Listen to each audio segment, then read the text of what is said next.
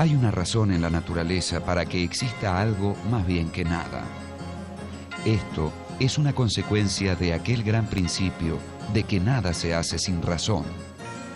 Así como debe haber, además, una razón para que exista esto más bien que otra cosa.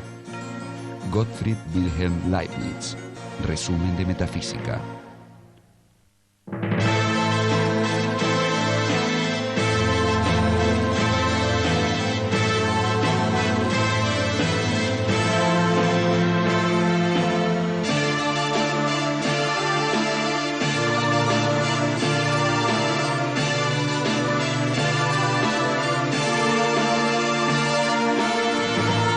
Gottfried Wilhelm Leibniz.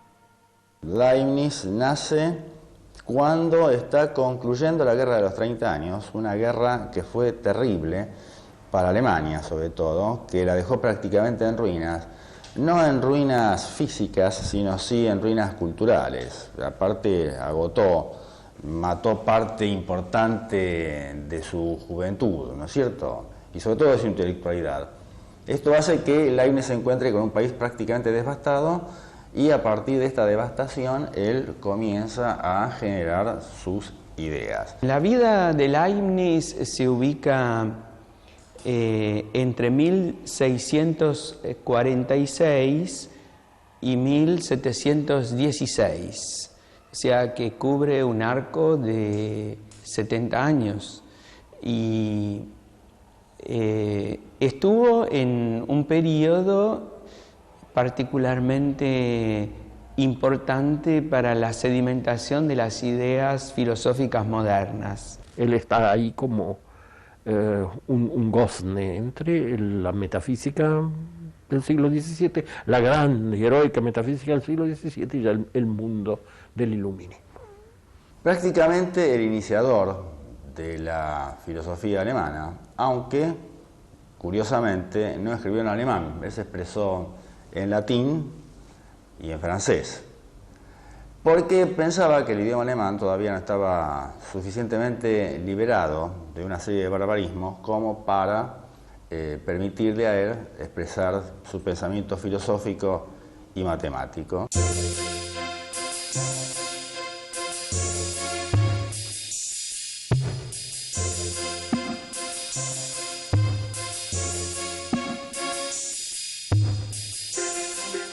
Gottfried Wilhelm Leibniz nació en Leipzig en 1646. Su padre fue profesor universitario. El joven Leibniz cursó sus estudios elementales en la Nikolai-Schule y desde muy temprano llamó la atención por su inteligencia.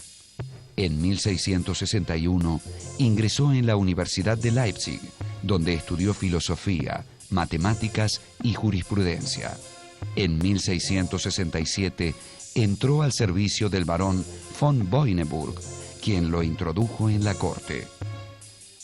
Después entró al servicio de distintos tipos de personajes de la nobleza, gracias a los cuales pudo viajar por Europa. Sobre todo fue a París y Londres. Tenemos entre 1671 y 1676 un periodo en el cual él va a Francia, Holanda, Inglaterra, y luego retorna a Francia, y en ese lapso él se interioriza, entrevista a muchos de los filósofos franceses que solamente conocía por lecturas, y no todas ellas muy profundas, según él mismo confiesa al principio. Al concluir ese periodo, en 1676, él recibe un puesto muy importante que lo va a marcar para toda su vida.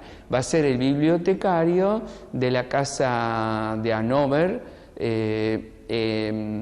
la familia Brunswick, que lo contrata como bibliotecario y consejero de corte. Eso le permite un desahogo de tipo económico, una gran proyección de tipo social y la posibilidad de moverse con cuántos libros y bibliotecas había en la zona.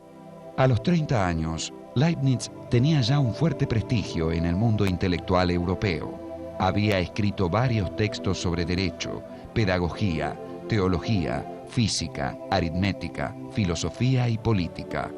En esta época escribió una detallada historia de la ciudad de Hannover.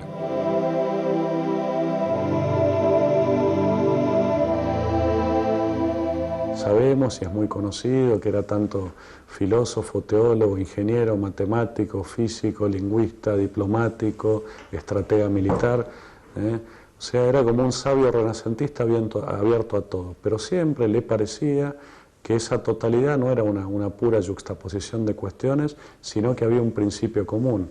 Por eso es que en filosofía él divulga la expresión filosofía perenne, por ejemplo, porque creía que detrás de todos los hombres y de todo pensamiento había este fondo de unidad y que en el fondo todo era compatible y tendía a la verdad. A partir de sus estudios sobre arte combinatoria, basados en los trabajos de Francis Bacon, inventó la primera máquina de calcular de la historia. Diseñó dos modelos: una máquina aritmética, capaz de resolver cálculos y problemas geométricos, y una máquina algebraica, para resolver ecuaciones. También aplicó las matemáticas a los problemas de movimiento, sentando así las bases de la dinámica moderna. Pero el aporte fundamental de Leibniz a las ciencias exactas fue su descubrimiento del cálculo infinitesimal.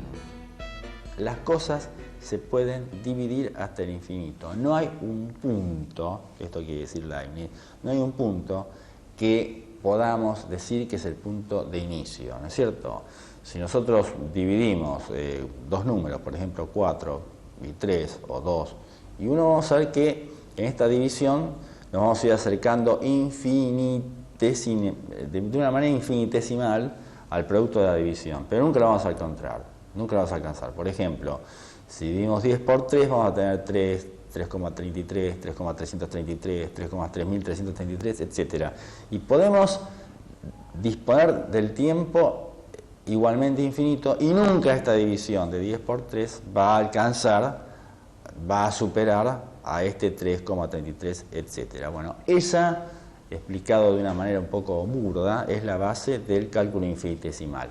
Cálculo infinitesimal que debe ser entendido no meramente desde una perspectiva matemática, sino que tiene que ser entendido desde la perspectiva desde la cual él la hace arrancar, que es una perspectiva metafísica, que es la idea de la continuidad de todo el elenco que hay en la naturaleza.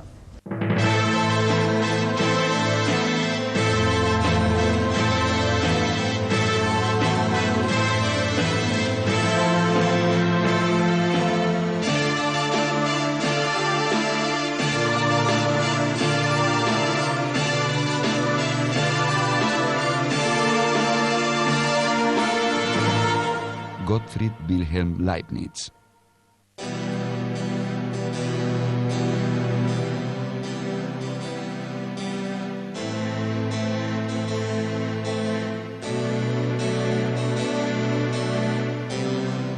De 1676 en adelante, la actividad de Leibniz fue asombrosa. Cumplió tareas de juez en la corte, realizó experimentos físicos, intentó reunir y conciliar a las diferentes iglesias cristianas y convocó a los científicos a unir sus esfuerzos en la confección de una enciclopedia que reuniera